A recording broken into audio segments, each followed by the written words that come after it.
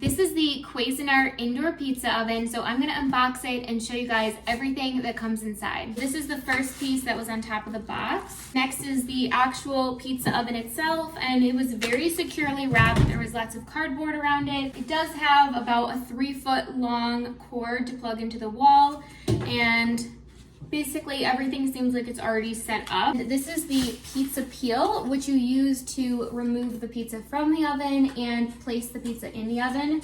This feels really nicely crafted. There's some wood on the bottom, a little handle here if you wanted to hang it somewhere, and then it's this really nice, super thin metal, so it's easy to get in and out of the oven. There's a pizza stone. It's pretty heavy duty. You can feel it's this nice cream color.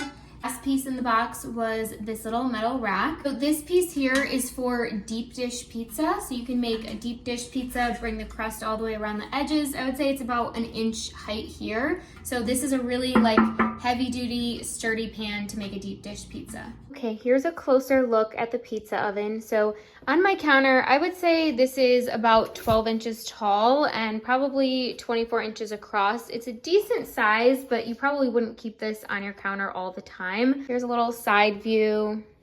And you have the plug right here. Okay, so start by putting the metal rack in here. This is what's gonna hold the pizza stone or the metal rack, depending on what you wanna use. This is the independent cooking timer, so you can do the plus or minus to add or remove time, and then start and stop to set your timer. And then over here is the temperature dial, and then this is the indicator when it's on, and when the temperature is ready, it will turn green.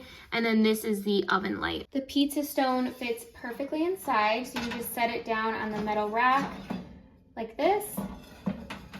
We'll place it in, and then you can slide this into the oven. There's a nice glass opening right here so you can see your pizza when it's cooking. You don't have to open the door, and just make sure that the oven is about 2 to 4 inches away from the countertops or any objects, because it is going to be very hot, and make sure it's not on a heat sensitive surface.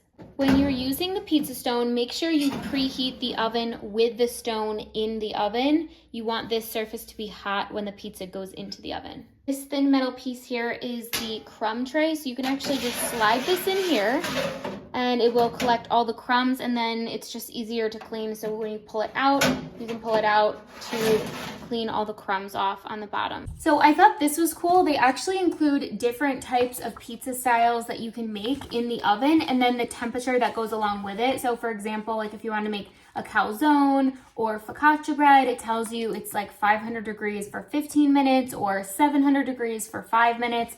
So it gives you all the basics. There's also lots of helpful tips on how to make dough and just kind of the basic beginner things that you would need to know. And some of the temperatures are actually built in right on the side of the front of the pizza oven. So beside the glass, you have Sicilian, thin and crispy, gluten-free, and then it gives you directions. So if you just need quick and easy directions, you can read them right there. If you're wondering how to pick up the pizza oven, there's actually these really easy to carry handles on the side. So it's plastic right here. You can pick it up. There's one on the other side as well. And it is pretty heavy. I have the stone in it right now. I would say it's about 20, 25 pounds with the stone in it. So you just have to be careful when carrying it. But overall, it feels like it's constructed really well, and it definitely has a lot of features.